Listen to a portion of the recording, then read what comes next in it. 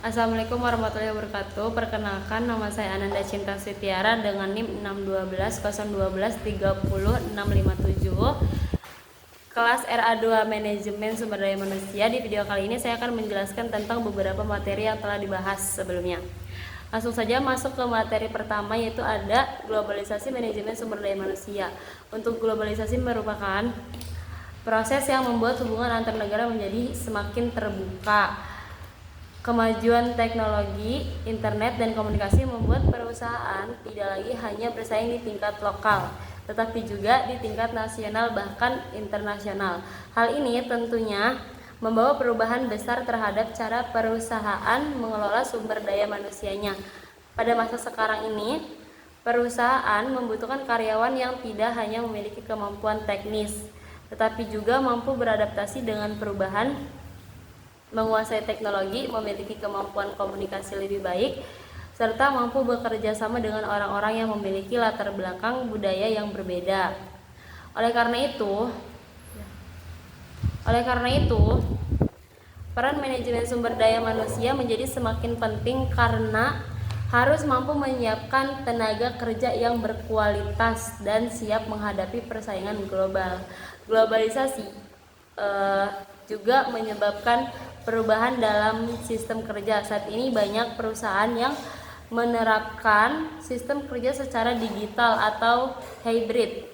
Proses rekrutmen dilakukan secara online, pelatihan menggunakan platform digital, hingga evaluasi kinerja dilakukan melalui sistem informasi. Artinya, pengelolaan sumber daya manusia tidak lagi dilakukan secara tradisional, tetapi juga harus mengikuti perkembangan teknologi seperti sekarang ini. Selain itu, globalisasi juga memberikan peluang bagi tenaga kerja Indonesia untuk bekerja di perusahaan multinasional maupun di luar negeri.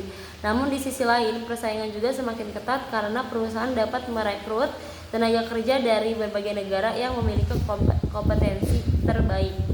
Lanjut masuk ke pembahasan kedua, yaitu materi kedua, yaitu pengertian manajemen sumber daya manusia, perspektif para ahli, dan tantangannya di era kontemporer. Secara umum, manajemen sumber daya manusia itu adalah proses mengelola tenaga kerja mulai dari perencanaan, perekrutan, pengembangan, pemberian kompensasi, penilaian kinerja, hingga pemutusan hubungan kerja agar tujuan organisasi itu dapat tercapai secara efektif dan efisien.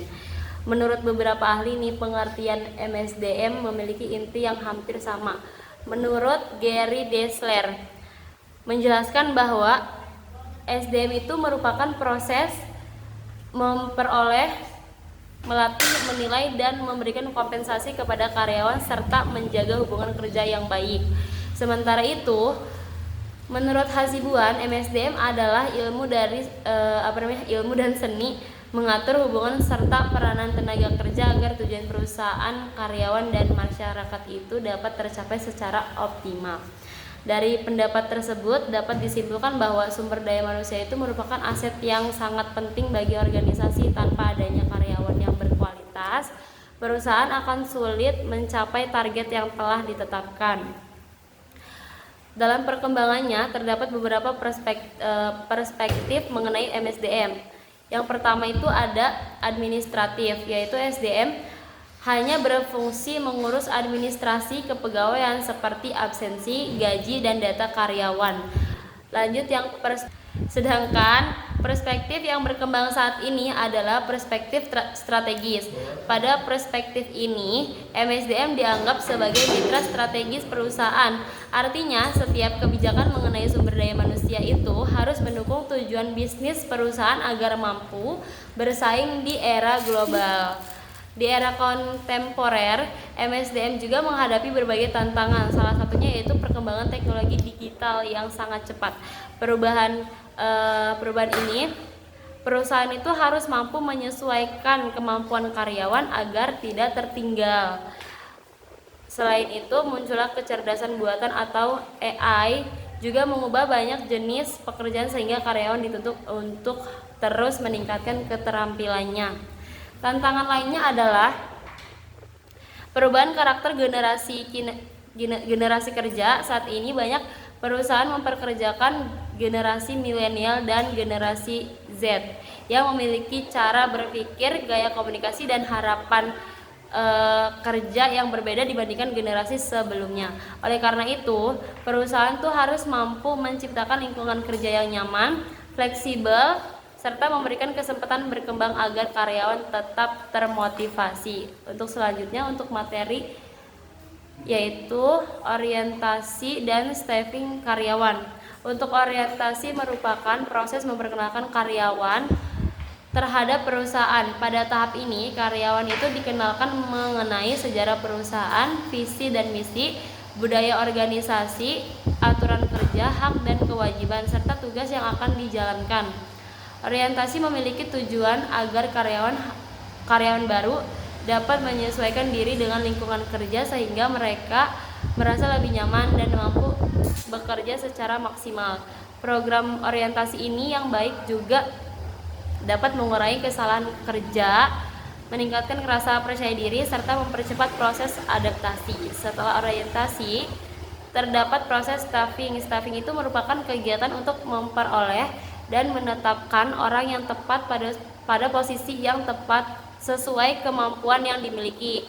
Dalam staffing terdapat beberapa kegiatan seperti perencanaan tenaga kerja, rekrutmen, seleksi, penempatan, promosi, mutasi, hingga pengembangan karir. Konsep yang sering digunakan dalam staffing adalah the right man in the right place. Maksudnya, perusahaan harus memastikan bahwa setiap posisi diisi oleh orang yang memiliki kompetensi sesuai dengan kebutuhan pekerjaan sehingga kinerja perusahaan dapat berjalan lebih efektif. Untuk materi selanjutnya yaitu rekrutmen dan seleksi.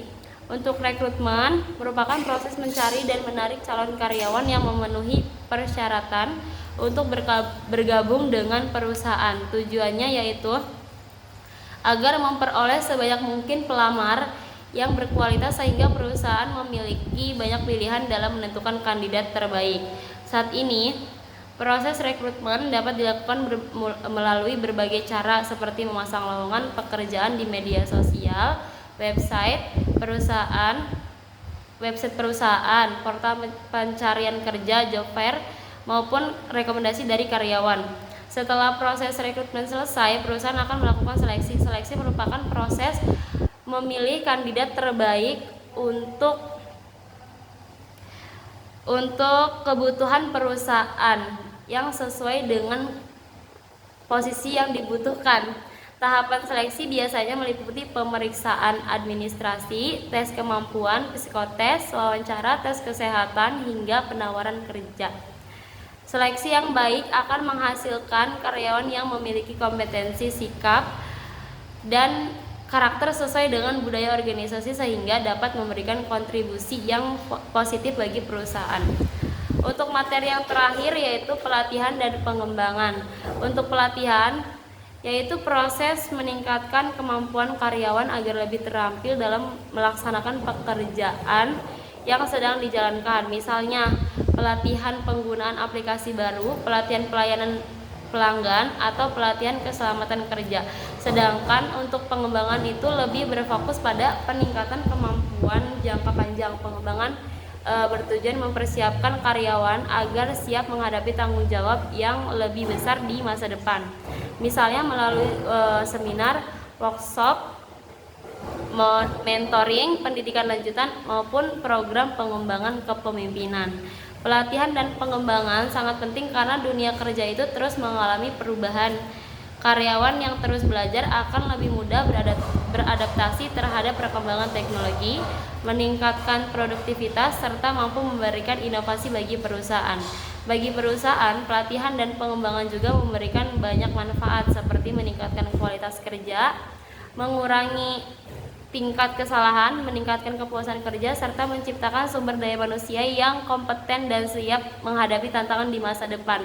Sebagai kesimpulannya, untuk manajemen sumber daya manusia itu memiliki peran yang sangat penting di dalam beberapa organisasi.